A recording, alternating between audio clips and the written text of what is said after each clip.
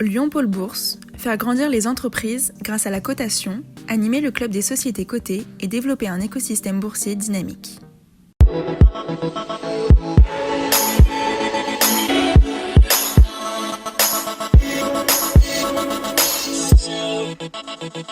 Bonjour, c'est reparti pour une nouvelle saison dans Bourse et Valeurs autour des entreprises régionales cotées. Mon invité dans un instant, Hugues Morin, directeur général de Clasquin.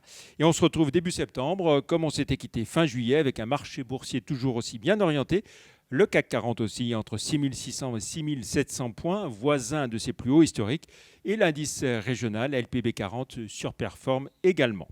Suite des présentations des résultats semestriels avec Biomérieux qui affiche une croissance de chiffre d'affaires de 6,6% au 30 juin et de 12,3% en organique à 1,570 milliard d'euros avec un résultat net part du groupe en hausse de 60% à 277 millions d'euros sur l'ensemble de l'exercice 2021. Biomérieux annonce prudemment une croissance comprise entre 0 et 5% et un résultat opérationnel qui devrait être voisin de celui de 2020. En bourse, le titre Biomérieux enregistre un léger tassement de 3,6% à 111,20 € depuis le 1er janvier et de 8,9% en un an. Il est vrai qu'il avait très fortement grimpé au début de la pandémie. Sur 5 ans, il reste sur un bond de près de 143%. Voilà, et on retrouve à présent notre invité Hugues Morin, directeur général de Clasquin. Bonjour. Bonjour Merci, Jean-Pierre. Merci d'être avec nous. On va rappeler votre activité, l'ingénierie en transport aérien et maritime, la logistique overseas. Dit plus simplement, ça correspond à quoi exactement ? Alors notre métier, c'est l'organisation de fret international à travers le monde. Donc on bouge des marchandises pour le compte de nos clients. Nos clients, ce sont des grands chargeurs ou des sociétés agissant dans le monde du commerce international, donc des importateurs et des exportateurs. Sur ces marchés, quelle est votre position si on raisonne France et Europe ? Alors en réalité, c'est un marché de géants. Donc Clasquin, en tant que ETI de la région, a un positionnement un peu étonnant dans ce marché de géants. Les grands acteurs mondiaux, DHL, DSV, qui sont bien connus, Kuehne+Nagel pour les Européens, ils pèsent cela entre 10 et 50 milliards d'euros de chiffre d'affaires. Donc Clasquin est un petit pousset là-dedans, un positionnement de taille intermédiaire sur un marché de géants. Ça nous permet d'avoir de la proximité client et donc une offre supérieure à ces géants du secteur. Ce qui veut dire que vous avez des typologies de clients différents de ces géants ? Notre offre est particulièrement adaptée pour des donneurs d'ordre dont les centres de décision sont proches de nos localisations, de nos implantations. Clasquin est implanté sur 66 bureaux à travers le monde. On a des bureaux en France, en Europe, une trentaine de bureaux, 25 bureaux en Asie, et puis un dispositif en Amérique du Nord également, Canada, US, et puis un bureau au Chili. On vient de compléter notre dispositif avec une implantation en Belgique, et puis on a une volonté d'expansion en Afrique maintenant, avec des bureaux qui s'installeront au fur et à mesure sur le continent africain. Voilà. Et puis vous avez réalisé une acquisition au premier semestre 2021, même plus qu'une peut-être ? Oui. D'abord une très belle opération à Clermont-Ferrand, donc on est très content puisqu'on est dans la région. Clasquin a été intéressé par cette région de Clermont-Ferrand. Il y a un grand donneur d'ordre dans le pneumatique là-bas, mais on s'installe et on est très heureux d'avoir pris une participation majoritaire dans Petit, la société Transport Petit, qui est un acteur de l'aéroport de Clermont-Ferrand et qui vient nous apporter un savoir-faire assez unique en matière de gestion de charter vers les flux destination de l'Afrique sur des produits sensibles. Voilà, des pièces de monnaie, des billets, etc. Donc c'est tout à fait intéressant pour nos activités en expansion dans le domaine de la sécurité notamment. D'autres opérations Oui, alors deux petites opérations. L'une à Barcelone, où on a acheté un fonds de commerce au 1er janvier, la société Columbus, qu'on a intégré dans notre dispositif Clasquin en Espagne. Et puis une double opération en Belgique. On souhaitait s'installer en Belgique de longue date, avec à la fois une création d'une société, Clasquin Belgium, et puis l'acquisition d'un fonds de commerce que l'on a intégré dans cette société. Une vingtaine de salariés désormais pour Clasquin à Tournai. C'est pas loin de Lille, une quinzaine de kilomètres de Lille, où on va faire des opérations à la fois de transit international, aérien, maritime, mais aussi des opérations de stockage pour le compte de sociétés européennes, peu de clients belges, mais pour les sociétés européennes, à partir de la Belgique, des opérations de douane également. Alors on va commenter vos chiffres sur le premier semestre 2021 qui viennent de sortir. On peut dire une activité intense sur ces 6 premiers mois de l'année. la crise est derrière nous. Oui, intense tout à fait, et je pense en particulier au-delà de nos chiffres à l'intensité qu'ont mis l'ensemble de nos équipes dans les dossiers. Le monde maritime dans lequel nous évoluons et aérien est complexe actuellement, est très bouleversé. Les supply chains internationales sont particulièrement bouleversées, on pourra revenir dessus. Et dans ce contexte-là, nos équipes à travers le monde ont été particulièrement intenses dans les dossiers pour servir nos clients et trouver des solutions. Alors nos résultats, effectivement, sont...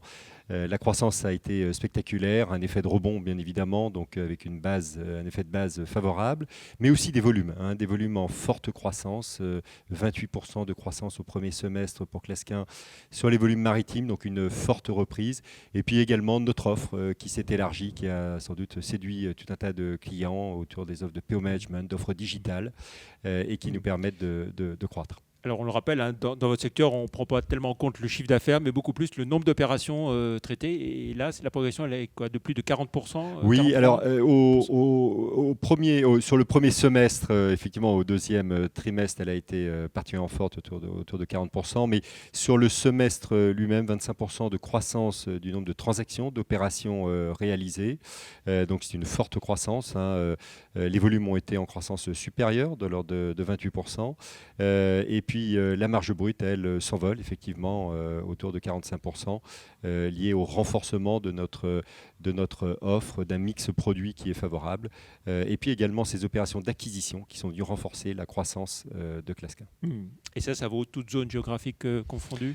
Oui, le business de Clasquin se porte bien partout, on peut le dire. Très bien en Europe, très bien en France, excessivement bien en Allemagne, où on va poursuivre une deuxième année de croissance à 3 chiffres. Donc c'est très bien, l'Allemagne va très très bien chez nous. Et puis l'Asie est repartie. On a un dispositif américain qui avait été renforcé 3 ou 4 ans en arrière, qui continue à se développer activement. Donc oui, géographiquement, l'ensemble de nos bureaux sont repartis en croissance. Alors, il est beaucoup question de pénurie de matériaux, de difficultés d'approvisionnement. Est-ce que vous le vérifiez aussi dans votre activité ou pas? Alors, oui, chez nos clients, on voit bien qu'il y a des difficultés d'approvisionnement en matières premières, en matériaux.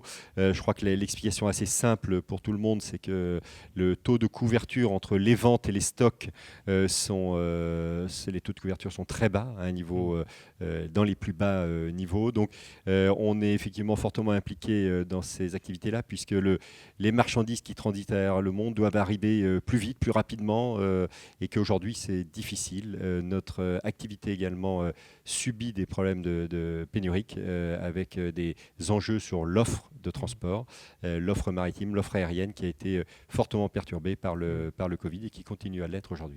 Alors on parle aussi beaucoup de la hausse des prix des matières premières.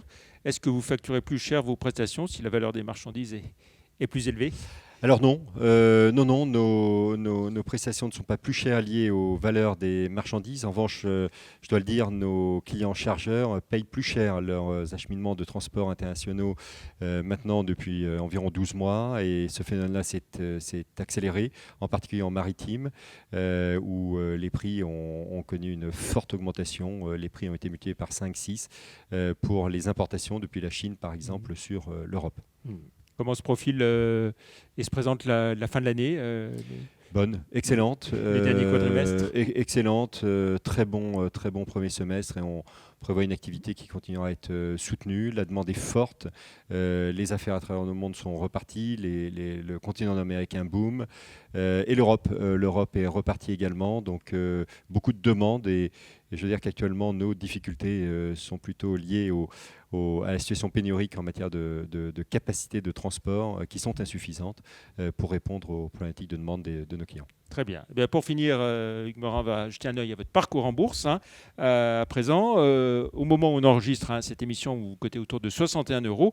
Cela représente une progression de 66% par rapport au 1er janvier, de 76% en un an et de 100% en 5 ans. La bourse vous reconnaît à votre juste valeur? Difficile, on commande peu les cours de bourse. On est bien évidemment content d'être valorisé correctement par rapport à la croissance de l'activité.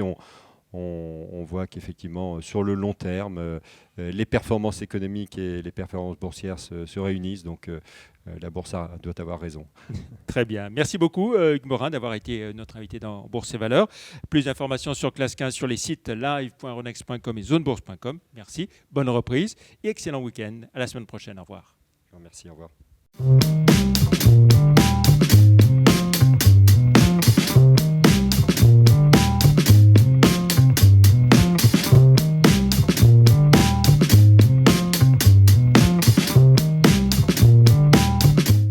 Retrouvez les enregistrements et informations de marché sur les sites de Zone Bourse et d'Euronext.